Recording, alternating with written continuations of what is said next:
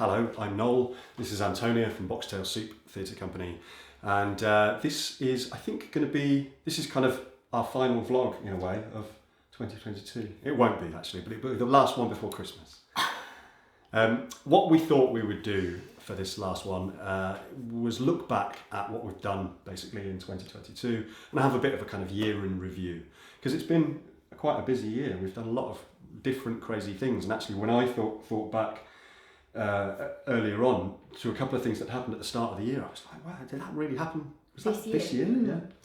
Before we go any further though, a couple of things I wanted to do at this end of the vlog this time, because I think we should swap things around a bit.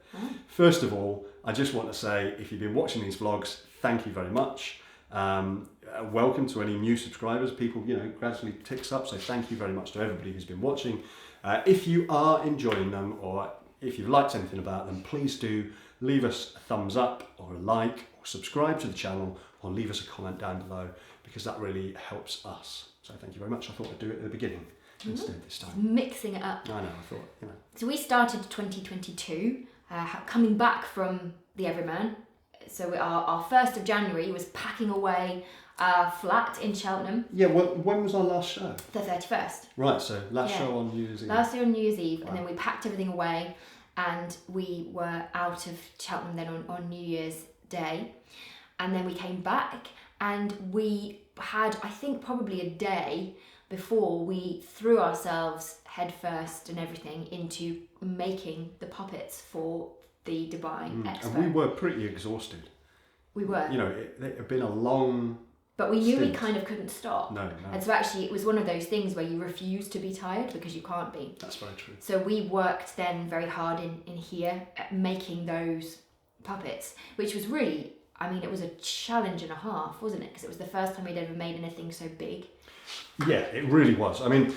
For a lot of shows, we are able to build on stuff that we've learned previously. So, when we come to make a new puppet or a slightly different puppet, you're still using Similar ideas. techniques. Yeah, exactly. So you've got kind of something to build upon. And that was true to a certain extent with these, because there were some techniques in terms of the stuff that we were making with papier-mâché and the shapes that we were doing. Yeah, the heads and that we were familiar with, but the kind of scale of the thing and making it hang together as a wearable puppet, as a costume, working with the stilts and making them part of the costume, all of that was pretty unknown territory for us. And because we'd been so busy in Cheltenham, all we'd really had time to do was design on paper. We'd come up with the concept. Yeah. We'd come up with a drawing that we were happy with. But we hadn't done anything practical. We'd had to... No, and actually I don't think at that all. point we'd chosen the colour scheme or anything, because I remember we had a day of kind of switching it up, and I was showing you various different combinations of colours for particularly the unicorn puppet, which took us a while.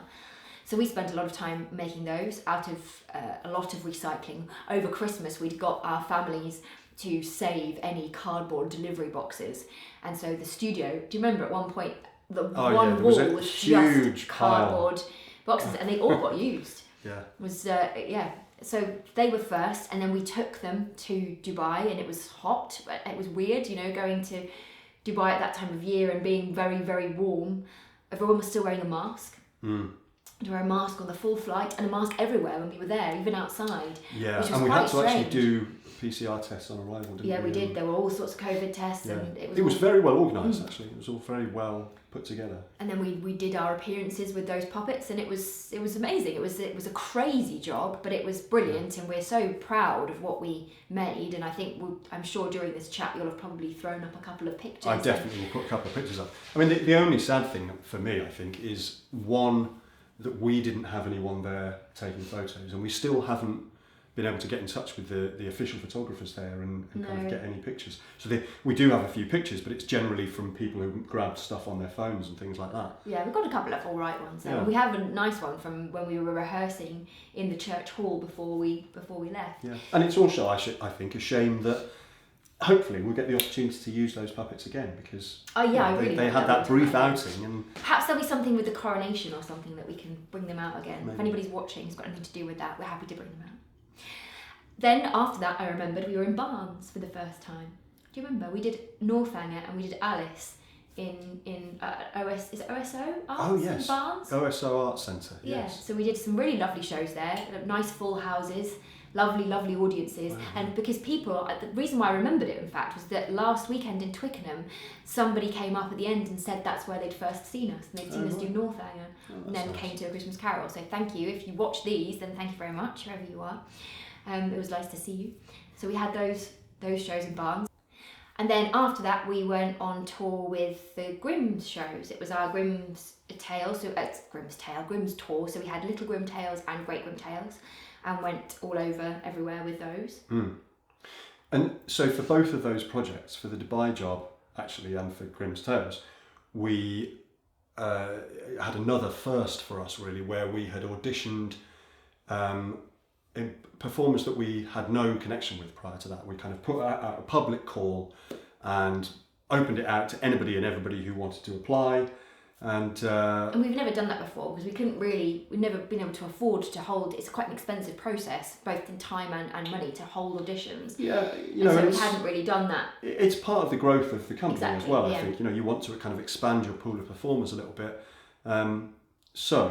We put adverts out, and we were really pleased and kind of slightly overwhelmed by the number of applications that we had. It was fantastic. It was actually then a lot of work to kind of go through them and figure out who you would want to see and who we thought would be right for each part. And we met some wonderful performers, didn't we? We used different people for Dubai as well as, and then on tour, our Grimm's tour.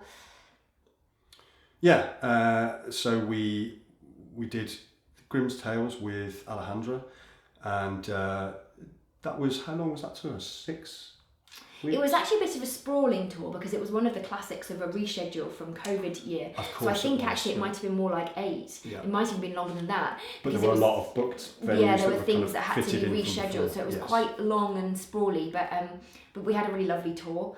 And during that, she was great. She did a great job in both shows. Fantastic job. Yeah. And I think during that tour we also went back to is it the Carriage Works?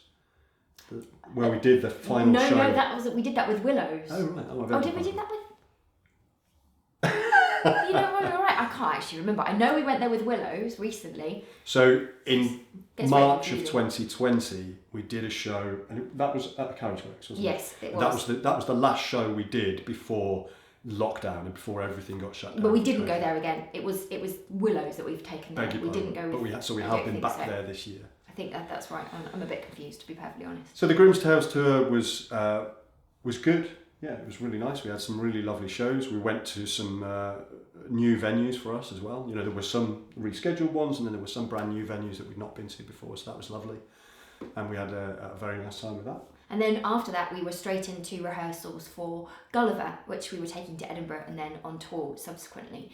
And so we used another lovely performer who we'd met at audition, Adam, and he worked with us on Gulliver. And we also were working with other Adam Lenson, who has directed Ten the Screw and Christmas Carol for us before, and he was directing again for us with Gulliver. He's just released a book, in fact. He works on musicals quite a lot, doesn't he? And he has very, very interesting opinions about musical theatre. I might even pop a link to it down below because I need to read it. Yeah, I really want to read his book. I guarantee you, if you're interested in musical theatre at all, it will definitely be an interesting read. Yeah, for sure. And he's also doing some really fabulous stuff with online productions as well. So generally, if we can find links to that, we'll pop them up. So he was working with us again. We had rehearsals for Gulliver. Oh, but in between time, of course, I missed out. Earlier in the year, didn't we do the R&D?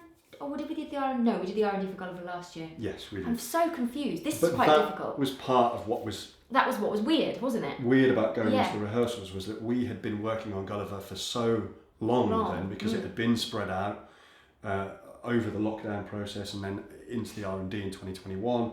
So to finally come and be in rehearsals and go, okay, we're actually going to get this show finished finally and perform it in a few weeks was... Yeah, quite strange. But it was lovely. It was lovely to come back to it. And then we took it to Edinburgh.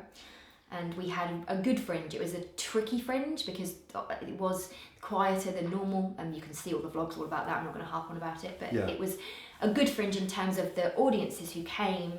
And we did have decent audiences. We couldn't complain about that. Oh God, no. I mean, we had quite a few sellouts, and so we were really, really grateful. And we had the most wonderful feedback. It was utterly overwhelming. I think that was the really nice thing, though, was that even though the audiences were a bit, the numbers were a bit bumpy along the way. We had been, because we'd been working on the show for so long, and because we've been kind of looking at it for so long, more than ever, I felt like, although I was proud of what we created, I had no idea what the reaction would be. No, like. it was really, really difficult to tell, wasn't it? Yeah. Whether it was a good show or not. It's a strange story in itself, even before you do anything else to it. It is just a strange story, and a tough one to adapt. Very episodic, so there were a lot of strange things about it. What was lovely then was that within the first couple of days, we had some amazing feedback from audiences, people who'd seen us before as well, who came and said, "Oh," and if you were one of those people, thank you so much for coming. People who said, "This is the best thing you've ever done." Absolutely loved it. And then we had a couple of fantastic reviews. We had a couple of 5-star, absolutely glowing reviews. So that was a real confidence boost, I think, wasn't it? Yeah, and it was just a relief to go, okay, this is... We haven't just made a pile of rubbish, which we kind of felt like it could have gone either way, didn't we? We really weren't sure. You never know. So that was that. And then we went and took Gulliver, and we came back, and we were in rehearsals then for The Wind in the Willows, because we needed to teach Adam The Wind in the Willows.